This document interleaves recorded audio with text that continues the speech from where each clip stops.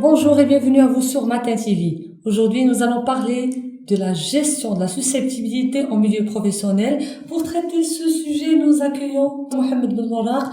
Bonjour. Bonjour. Je rappelle que vous êtes expert international en gestion RH et en conduite du changement. Merci d'avoir accepté notre invitation. C'est un plaisir de me retrouver avec vous au studio Matin TV. C'est un plaisir de vous recevoir, Monsieur Ben Morar.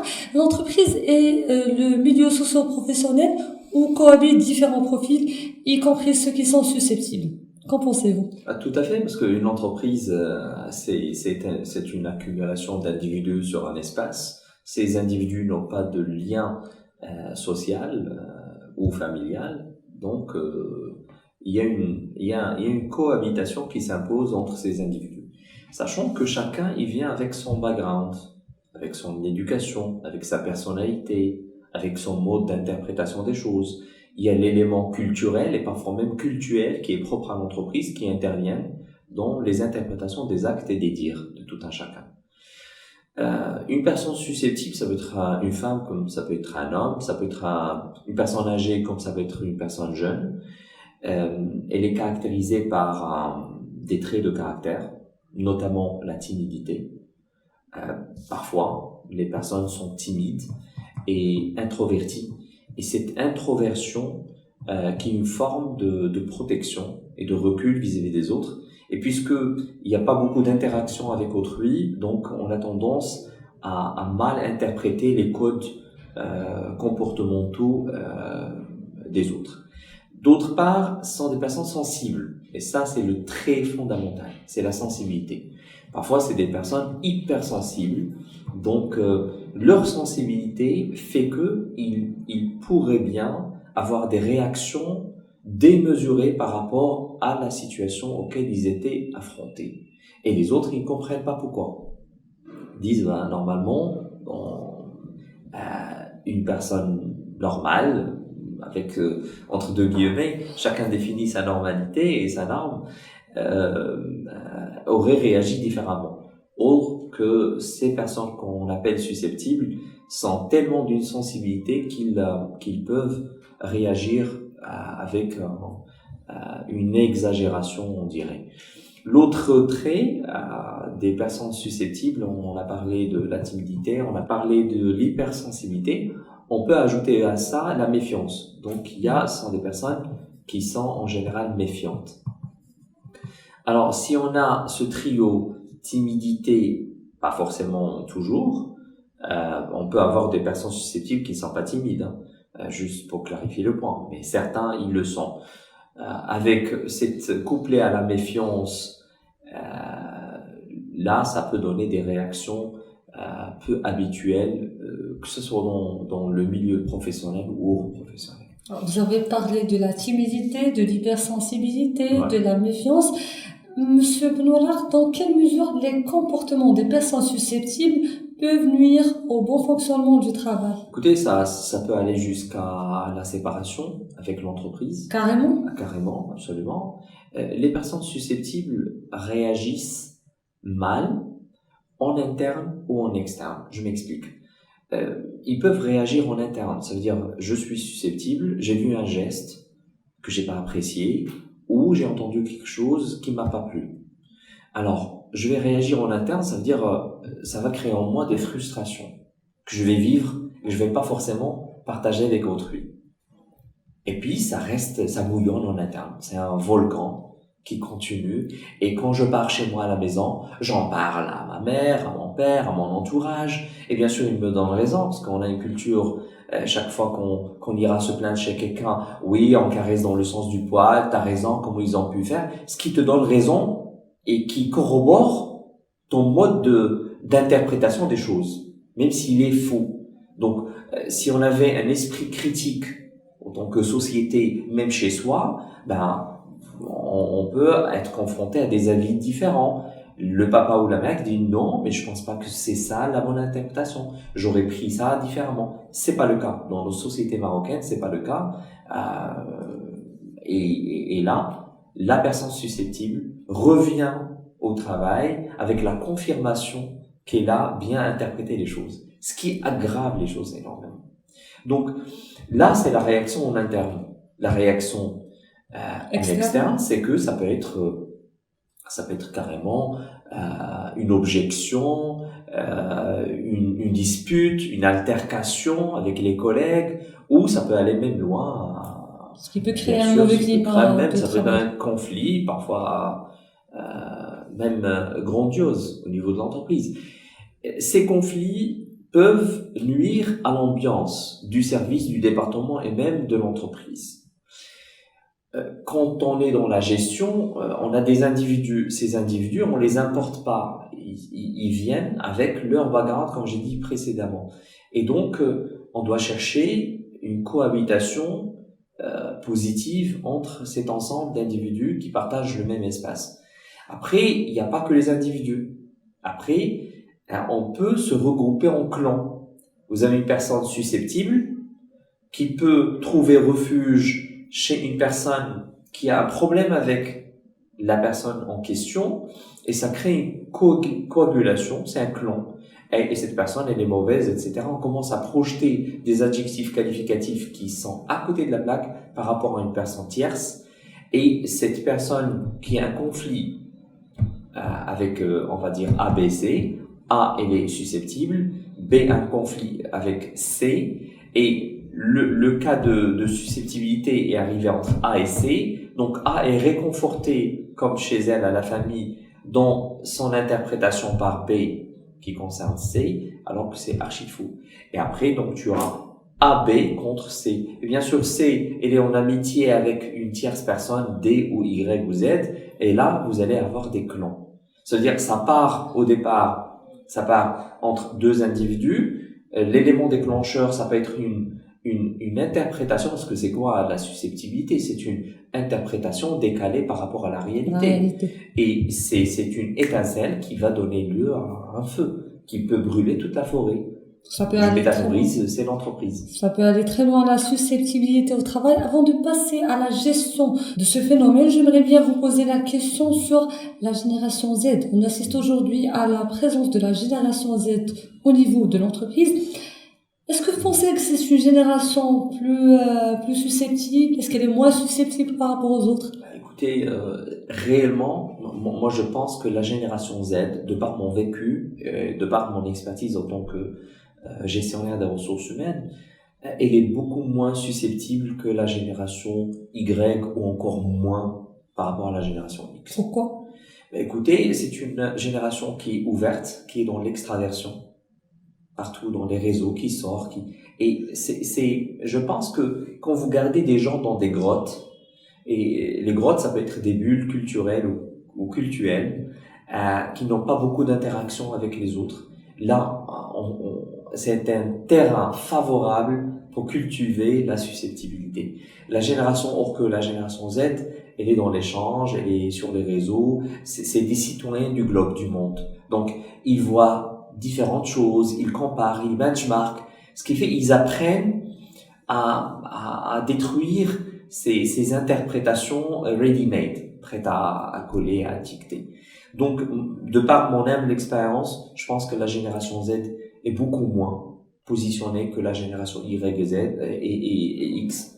Donc, elle est beaucoup moins susceptible. Ceci dit, il faut pas aller vers un étiquetage aussi facile que celui-là, ou généralisé, parce que on peut trouver une personne qui appartient à la génération Z et qui est très susceptible. Ça vient d'où? Ça peut venir de traits de caractère de la personne elle-même, qui couple la méfiance à la sensibilité et peut-être même la timidité comme comportement. Ça veut dire qu'elle n'interagit pas beaucoup avec les autres. Ou ça peut être un transfert éducatif. Exactement. Ça va être lié à l'éducation, peut-être. Grand-mère qui a élevé cette personne. On trouve beaucoup de grand-mères ou tantes aînées ou autres qui habitent avec la famille, et cette personne a été élevée par les grand-mères. Ça veut pas dire que si on est élevé par les grand-mères, on est automatiquement susceptible, loin de là. Mais si je parle juste de cette transmission du code d'interprétation, qui est parfois décalé par rapport à la réalité, comme précédemment dit. Vous dites clairement que la génération Z peut être moins susceptible par rapport aux autres générations. J'ai envie de vous poser la question sur la cohabitation entre la génération Z entre plutôt les juniors et les seniors. Est-ce que cette cohabitation peut être considérée comme une source de susceptibilité en milieu professionnel? Parmi les facteurs déclencheurs d'incidents dus à la susceptibilité, c'est la cohabitation de différents corps qui sont pas très homogènes. Et cette hétérogénéité peut causer de la susceptibilité. Parmi les facteurs d'hétérogénéité, il y a le facteur âge. Âge dit appartenance à une époque. Et puis, on les a appelés époque génération Z, Y, X, etc.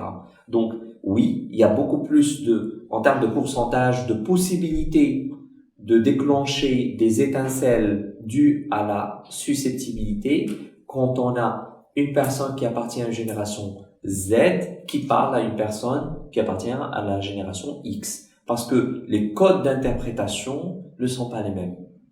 Donc là, il y a le risque. Comme il y a le risque d'avoir ces mêmes étincelles de susceptibilité quand on a des personnes qui appartiennent à des groupes ethniques différents.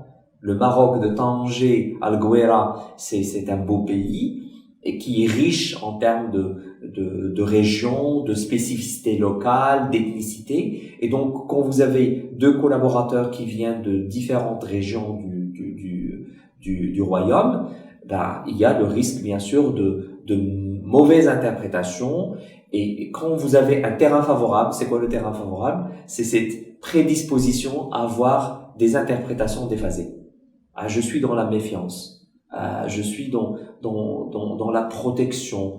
Et parfois, ce qui aggrave la chose, c'est que la personne n'a pas l'audace d'ouvrir le débat d'une manière frontale, mais pas conflictuelle, avec l'autre. Et dire, je suis désolé, j'ai entendu ça ou j'ai vu que tu as fait ça.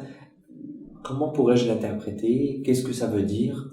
Et puis, peut-être qu'on peut avoir des explications plus correctes qui vont éclaircir la vision de la personne. Mais quand la personne reste introvertie, ça risque d'exploser un jour. Et puis, elle commence à accumuler, et un jour, elle peut réagir d'une manière très déplacée. Comment gérer la susceptibilité en milieu professionnel? Et déjà, est-ce que ça appartient réellement au manager de gérer ce phénomène en entreprise? Un manager, il gère 4 ressources. Les ressources humaines, les ressources financières, les ressources matérielles et les ressources informationnelles. La ressource clé dans tout ça, c'est la ressource humaine. Donc, parce que c'est elle qui gère l'ensemble des autres ressources. C'est bien clair. Maintenant, il y a des managers, malheureusement, qui sont axés sur la production, sur le travail lui-même, que ce soit service ou usine, sur la production et peu sur l'humain. Or, c'est l'humain qui donne cette production. Imaginez avec moi un manager qui ne gère pas ses susceptibilités ou qui a un élément ou deux qui travaille dans son équipe et puis qui ferme les yeux. Moi, ce qui m'intéresse, c'est juste l'output. Un jour, ça va, il y a un conflit qui va se déclencher. Ok, mais à qui revient la responsabilité? C'est au manager. Peut-être c'est lui qui a recruté cette personne. Donc, il y a un suivi qui s'impose. C'est lui qui l'a intégré. Une mauvaise intégration au sein d'une entreprise peut donner lieu à un terrain fertile en termes de susceptibilité aussi. C'est lui qui forme, c'est lui qui encadre, c'est lui qui suit, etc. Le manager, il doit être un psychologue. Enfin, pas en termes de diplôme, mais il doit comprendre la psychologie des individus. Comme quand vous avez un collaborateur qui est démotivé, c'est votre rôle de le remotiver, de comprendre déjà quelles sont les sources de démotivation, et puis de booster son moral et sa motivation. Parce que ça va impacter la performance et aussi, et plus important, l'ambiance. Parce que on travaille, mais il y a aussi on partage peut-être 7 heures, 8 heures par jour avec les collègues dans certains milieux. Donc, vous vivez avec vos collègues plus que vous vivez avec votre propre famille. C'est ça la réalité. Ce que vous recommandez aux managers, c'est d'adopter un management de proximité? Un management de proximité basé sur l'observation. Un manager qui n'observe pas les comportements des individus, donc c'est de là la dimension psychologique, mais aussi il y a une dimension sociologique, parce qu'il y a des clans, il y a des coagulations, il y a des regroupements. Donc il ou elle doit avoir un dispositif d'outils et une aptitude à discerner, à remarquer à analyser les comportements des individus. Parce que le plus tôt vous agissez, le mieux. C'est comme en médecine, le plus tôt on diagnostique un mal, le plus facile devient le traitement. Donc, mais ça revient, à mon humble avis, au manager de traiter ces susceptibilités. Vous remarquez que il y a un clash, ou même avant le clash idéalement, je prends la personne à part, je lui parle, j'essaie de comprendre non seulement ce qu'elle va me restituer comme contenu de ce qui s'est passé, mais de comprendre son mode de raisonnement, comment elle interprète les choses. Parce que parfois, j'ai une collaboratrice qui vient, ou un collaborateur qui vient se plaindre d'un incident, et puis quand il ou elle raconte, même avec la subjectivité qui s'impose, moi je vois les choses différemment. Je dis, mais écoutez, pourquoi vous avez compris que l'autre il cherchait à vous provoquer? Non. Et il n'y a pas que c'est juste les réactions interpersonnelles. La susceptibilité, ça peut concerner différents volets de la vie professionnelle. C'est pas juste entre collègues. Parfois, vous ramenez une stagiaire ou un stagiaire, et puis il est venu pour prendre ma place. Vous savez, j'ai deviné. Et vous trouvez que la personne, elle est hyper convaincue dans sa tête que il s'agit d'une substitution ou d'une volonté de la marginaliser. Ça, c'est grave. Ça, c'est grave. Comme lors d'une réunion, un collègue avec un autre qui me dit écoutez, je suis pas d'accord parce que ça et ça et ça. Ah, toi, tu es pas toujours d'accord avec moi parce que je comprends pas. Et là, il interprète parce qu'il a oublié de le saluer, peut-être qu'il a même pas vu à côté du distributeur le matin. Et d'ailleurs, de toute façon, toi, tu me salues plus. Et il y a une exagération en termes d'interprétation de certaines choses. Parfois, il y a des personnes qui sont susceptibles mais qui sont hyper douées et intelligentes, avec un sens d'observation très aigu, supérieur à la norme, avec un esprit d'analyse et de recoupement extraordinaire. Mais malheureusement, toute cette puissance observationnelle et analytique sont canalisées négativement. Parce que les voies de pensée et de canalisation, de par son éducation ou introversion, ont été mal faites. Vous parlez d'observation du collaborateur, peut-être d'un accompagnement pour l'aider à sortir de sa zone de confort et à être moins susceptible. Admettons que ça marche pas. Qu'est-ce qu'il faut faire dans ce cas? Le manager doit intervenir, bien sûr, en one-to-one avec la personne qui est susceptible, doit aussi analyser avec elle, l'inviter à s'auto-critiquer, s'auto-évaluer, s'auto-analyser. Parce que parfois, c'est un manque de recul vis-à-vis de soi-même. Parce qu'une personne susceptible, en général, en guise de réaction, ou bien elle éclate, elle explose, ou bien elle prend un recul vis-à-vis des autres. Mais où est le recul vis-à-vis de soi? Donc il faut l'inviter à repenser sa manière d'interpréter et d'observer les choses. Si vous faites une intervention, une deuxième, il y a un autre cas, un clash, et puis on lui explique que l'autre fois c'était avec Zayd, aujourd'hui c'est avec Amr, après c'est avec Zineb. Qu'est-ce qui se passe? Je pense pas que tout le monde peut se tromper. Et ah non, ils me visent, je sais que ils ont quelque chose contre moi, j'arrive pas à comprendre. Il y a des personnes qui se victimisent d'une manière permanente. Voilà. Et là, on peut même avoir recours au service d'un coach professionnel. Si ça foire, si l'intervention du manager ne donne pas de résultat, si l'intervention d'un coach professionnel n'aboutit pas, même parfois on peut changer de coach s'il n'y a pas de résultat, là parfois il faut penser à des mobilités intelligentes, peut-être que celui-là il travaille avec celle-là, avant d'arriver à c'est une mobilité peut-être géographique, une mobilité peut-être même fonctionnelle ou de la même direction, mais tu auras plus à traiter avec cette personne, tu vas traiter avec une autre. Peut-être que il y a parfois des diades conflictuelles qui sont dues à une incompatibilité de traits de caractère. Et c'est rien que ça. Alors parfois une personne susceptible peut mieux vivre avec une tierce personne. Donc, il faut essayer quand même des arrangements, des mobilités internes, un re-engineering organisationnel, parfois on peut le faire, surtout quand la personne susceptible est productive et positive ailleurs. Mais si vous avez une personne qui est susceptible, qui crée des problèmes constamment avec d'autres collègues, qui est derrière des coagulations et des clans au sein de l'entreprise, et en plus de tout ça, elle n'est pas performante, ben là, parfois... Ça peut aller donc jusqu'au licenciement. À la séparation, on va dire, ouais. C'est clair. Pas le licenciement, c'est une séparation à l'amiable, ça peut être un licenciement, oui, tout à fait. Monsieur Benoît, merci beaucoup. Merci pour tous ces conseils et à très bientôt. À très bientôt. Merci. Merci à vous d'avoir suivi notre épisode. À très bientôt.